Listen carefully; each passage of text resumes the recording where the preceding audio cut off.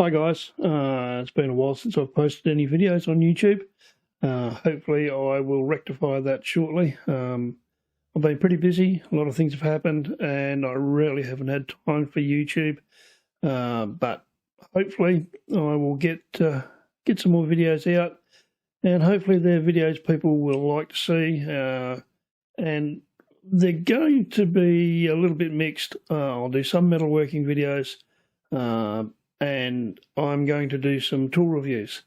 Mainly the tool reviews are going to be about tools that the average guy can afford. Nothing out of the ordinary, just budget tools that work in the home workshop. I'm not a professional metal worker. I used to years ago had my own welding business, but I could afford the tools then and got the best I could afford. Just as like I am now, I get the best I can afford, which generally is on the cheaper side.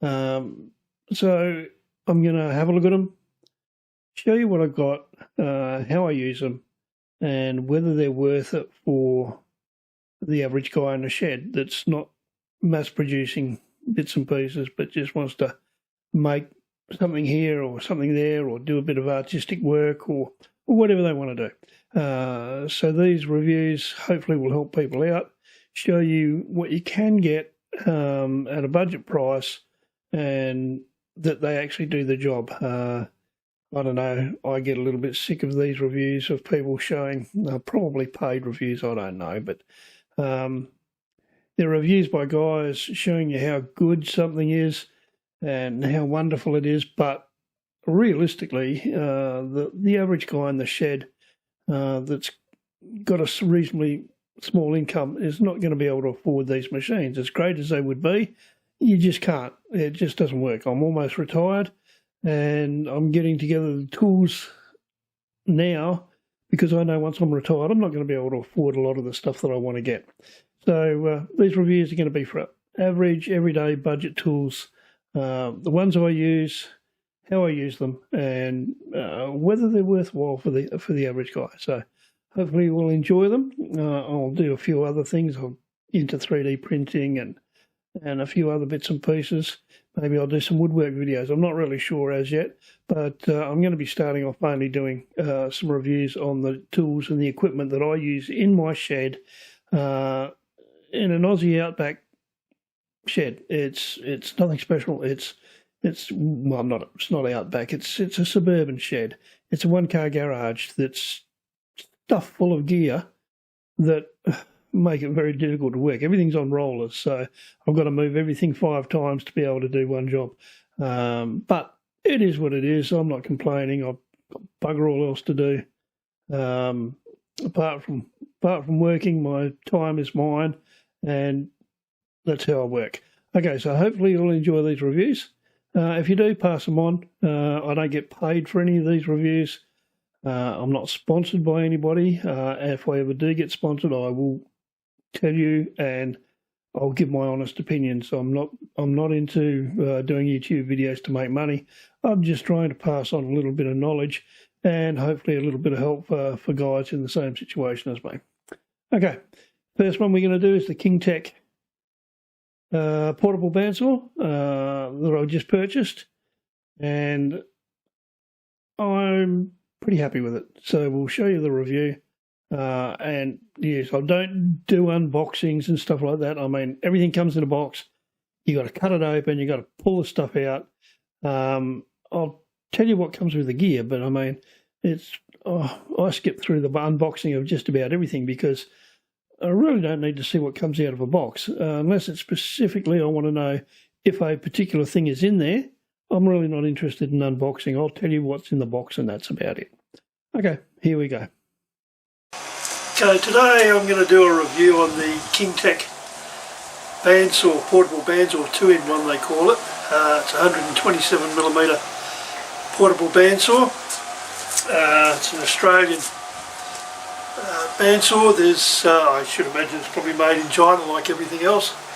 But it was one of the cheapest ones I could find online, compared with the V4 and those other styles of bandsaws. This one was relatively cheap. cost me $295 plus $23 shipping.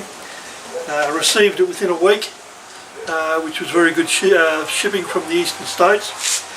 It comes in two parts, the base and the head, and pretty easy to put together. It probably took me 20 minutes of fiddling around just to put it all together, out of the box and together. I have made one cut with it just to make sure that it was all running, and so far I'm actually pretty pleased with it. Some of the features on it is it's got a light, on-off switch light that you can use to light up the blade. It's got variable speed for the speed of the motor, safety button on the switch, and it will cut footy up to 45 degrees on a swivel base. It's got a clamp. It's not the greatest clamp in the world, but it seems to be effective for the size of the sort of metal that I'll be cutting with it.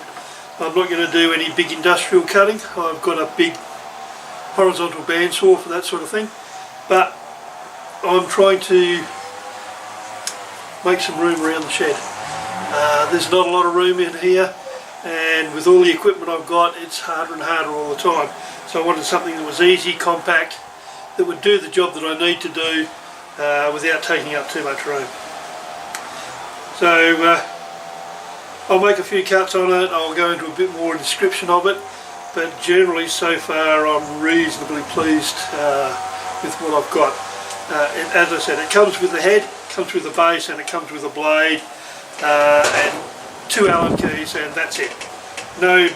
Nothing fancy, no bells and whistles. It's got an adjustable foregrip, and that's about it.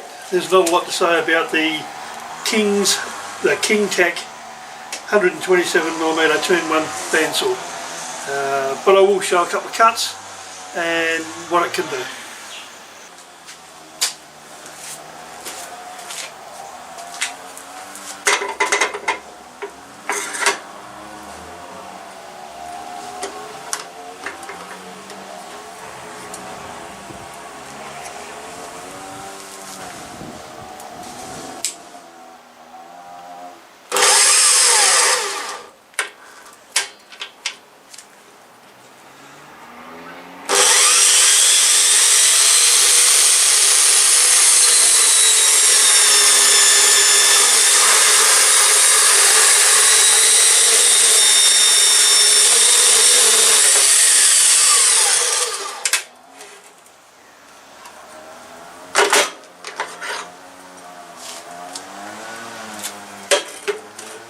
Okay, this is the first cut, without any special setting up, without any adjustments made, and it's not exactly dead on, but it's pretty damn close. I think with a little bit of fiddling around I could probably get it to cut 100%, but even straight off without any mucking about with it, it's pretty close. Good enough for your average shed, and any slight gap there may be would be taken up with a weld anyway. So fairly accurate for a straight 90-degree cut, and now I'll try a 45 and see what happens.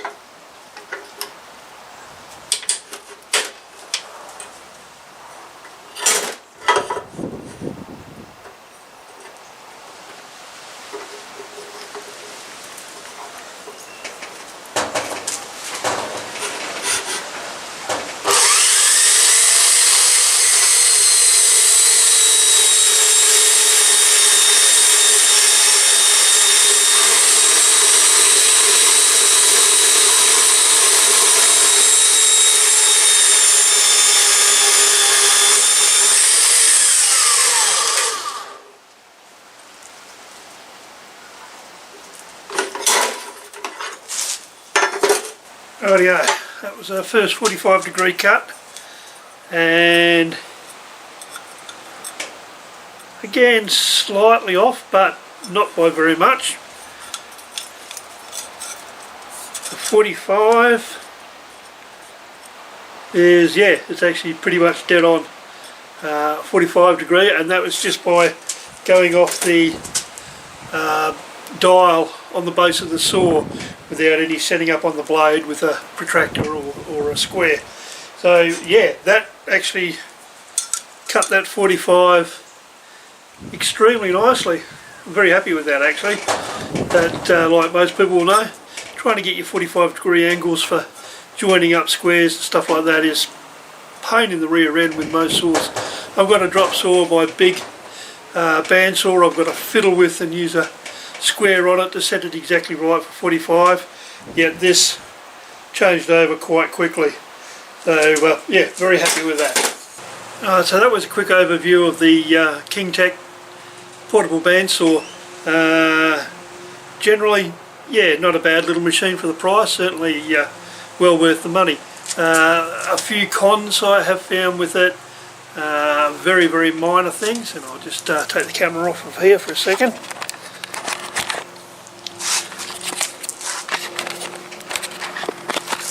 Okay, a few of the small cons. This clamp, it does work, it works reasonably well, but I have scraped my knuckles a couple of times clamping it down and getting it off. Some of the plastic edges are, even though they're rounded, the joints are a little bit sharp in spots, but generally the clamp works well. But when you clamp it down hard, when you're getting it back up, you tend to bang your knuckle just slightly. Probably something I've got to get used to, and the more I bang my knuckles, the more I'll be able to sort it out. The other thing is there is a release knob for the saw for the up and down part. Hang on a second. That you have to pull out, and when the saw comes down you can let it go. I found that's a bit awkward. It does work, but when you bring it back up it clicks back in. It is a little bit awkward to release, probably just maybe because it's new, but it is a little bit rough in spots, so it can be a little bit awkward to release. I can't think of anything else. I did have to adjust the bearings on one side when I was putting the blade in. Out of the factory they came too close together and I couldn't get the blade in, so I had to adjust the rollers to be able to fit the blade. But once that was done, the blade went in without any problems at all. I don't know how good this blade is. It seems to be the same make as my other portable bandsaw, and those blades have lasted quite well. I will be doing a review on that. That's another little video I'll do a little bit later on. So the blade on this does seem reasonably well. It's a 10-14 tooth. I'll see how it goes, how long it lasts. Replacement blades are available, so not a great problem. Apart from that, it weighs about 14 kilos. Not too heavy to move around if you need to. That's with the base on. And generally, yep, I think it's a pretty good buy for the money. So if you're in Australia and you're looking for a cheap bandsaw that you can use as a bench saw as well, yeah, the King Tech, there we go, the King Tech MBS-1200 127mm 2-in-1 portable bandsaw. Yeah, pretty good value for money, and I don't think you can go wrong for a workshop or for a shed saw. It'll do the job for you. It's not a professional bit of gear, but then again you're not paying a professional price for it, and it'll do the hobbyist pretty damn well, I think.